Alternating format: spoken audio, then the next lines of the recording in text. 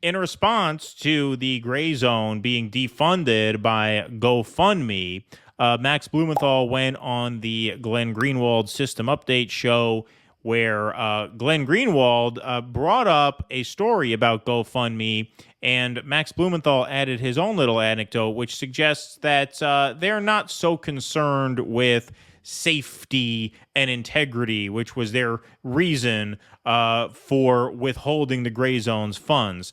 Let's hear Greenwald and Blumenthal just totally dismantle that argument. Just to show you how insincere and inauthentic this kind of safety concern is. So if I were to think about a safety concern, a legitimate safety concern on the part of a site that facilitates fundraising by the public to people claiming certain things on the internet about where that money would be used for, what I would be most concerned about are cheaters and frauds. People claiming that they were going to use that money and receive that money for one purpose and instead just pocketing it or using it for another. That's fraud. Rick Wilson, the longtime Republican consultant turned Lincoln Project scumbag, never Trump Democrat, in 2017 opened a GoFundMe project where he urged resistance liberals, which are the only people who now support him, to donate to his page, promising he was going to produce some documentary that was going to explode Donald Trump once and for all, reveal all of his secrets. He raised $66,000 through GoFundMe and never produced any documentary or film. Every 6 months or 12 months, he would go back and update saying, oh, we're in the final editing stages. He was lying the whole time. There was never any film. They pocketed that money. GoFundMe knows it. Fox News has reported it. I've reported it. We've contacted GoFundMe about it. They have never once manifested or commented about Rick Wilson's theft of funds through GoFundMe because they don't care, Max, about safety. Safety is a euphemism for ideological conformity. Exactly. Safety is a euphemism for ideological conformity. That applies in so many cases. They love that shit. Yeah, exactly. But this, I remembered Rick Wilson saying he was going to make some documentary, and I remember him raising a lot of money. I did not know that he used GoFundMe until I saw this clip. And so, yeah, the point that Greenwald makes there, 100% on the money.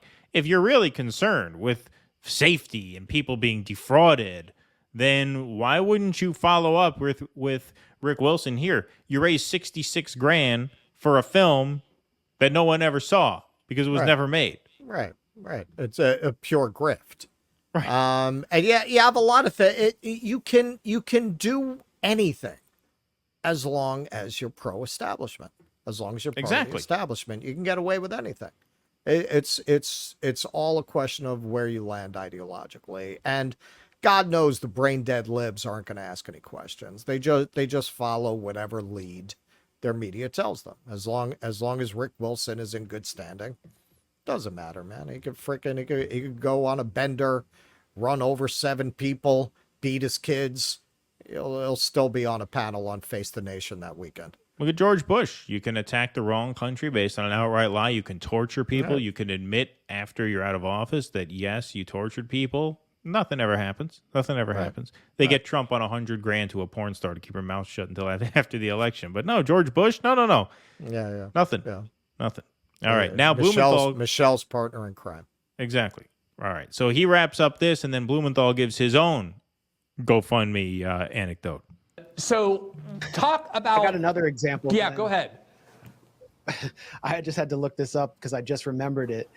Investigate Tulsi Gabbard by Caroline Orr Bueno. Do you remember that one? Fast. Go ahead and tell that story. No, I had never heard. I had actually never heard. Yeah, I hadn't heard this. But this is an interesting one also. Disinformation huckster named Caroline Orr Bueno raised a bunch of money on GoFundMe. I'm going to pull it up right now to see how much she raised. Thousands of dollars to investigate Tulsi Gabbard's links to Bashar al-Assad and Vladimir Putin. Yo, we should be in this business of setting up GoFundMe's that shit libs would like, you know. That's why I'm always we don't get it as much lately. We've kind of found our audience, but we used to have people stumble onto our channel. Oh, you grifters! I was always like, man, we're not dumb guys. We know how to grift, what we do. That's like anti-grifting. That's exactly the opposite of what you want to do if you want to grift in this space. You want to grift in this space, be a Pod Save America person, or fucking spend all day bitching about culture war things, from either the right or the left, doesn't really matter.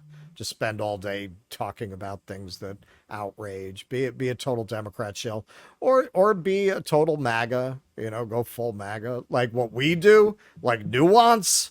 Yeah, that's not the way to go about it. Nick said that last night when he was showing, because he was doing a similar segment to what we did the other day on our Patreon stream. He was doing the black support for Trump TikToks, and Nick said, man, I wish I were one of these MAGA people. You know how much money I'd be making? Right, exactly. I'd be a millionaire right now. These people are making so much money off that.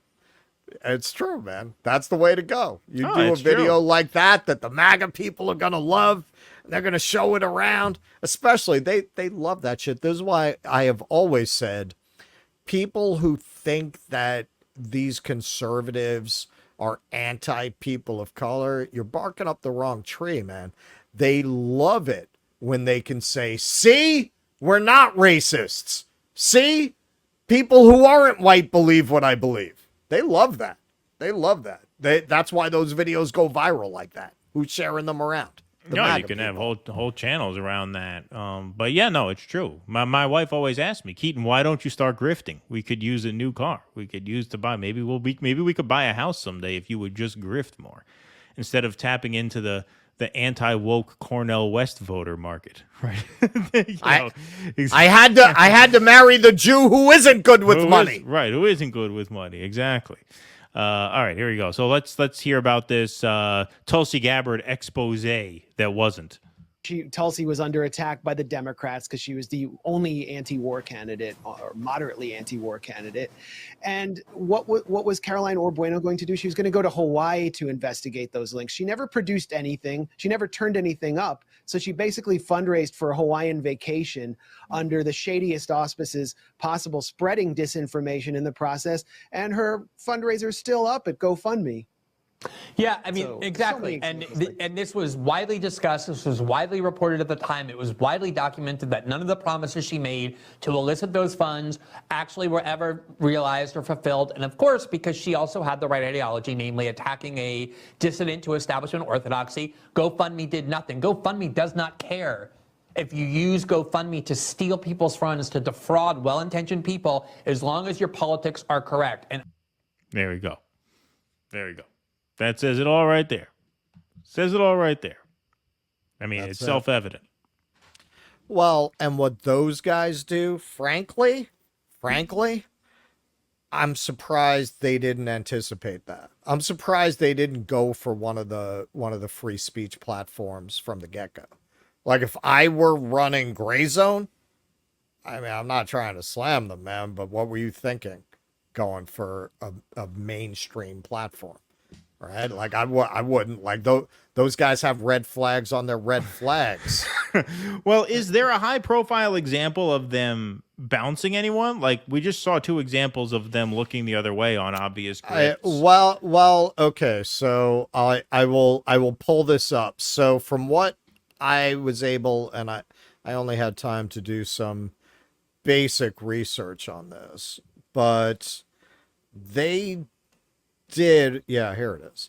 All right, so they did, after the 2016 election, predictably, there was a wave of kicking right-wing figures or people perceived as right-wing or alt-right off PayPal, GoFundMe, and Patreon. All right, so just a little bit. Prominent members of the so-called alt-right and other right-wing movements often rely on crowdfunding platforms. Over the past 5 months, PayPal has banned or hobbled the accounts of several prominent people and groups that promote far-right politics. And again, I don't know who they're talking about, so that can mean anything, but they're saying far-right.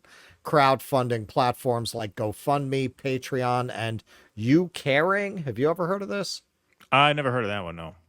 Have also cut fundraisers for alt-right associated causes and people. So yeah, I saw several articles all bunched up right around this time 2017 and 2018 of people who got kicked off of those platforms.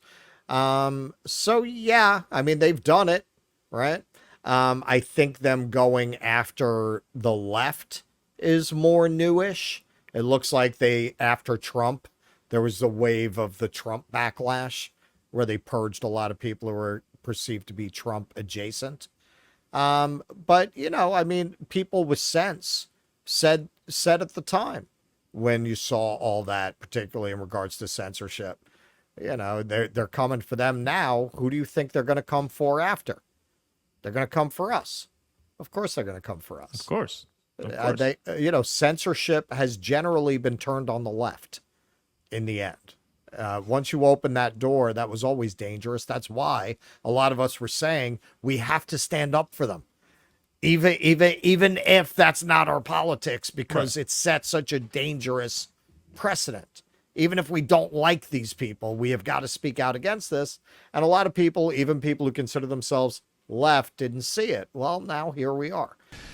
Please clap.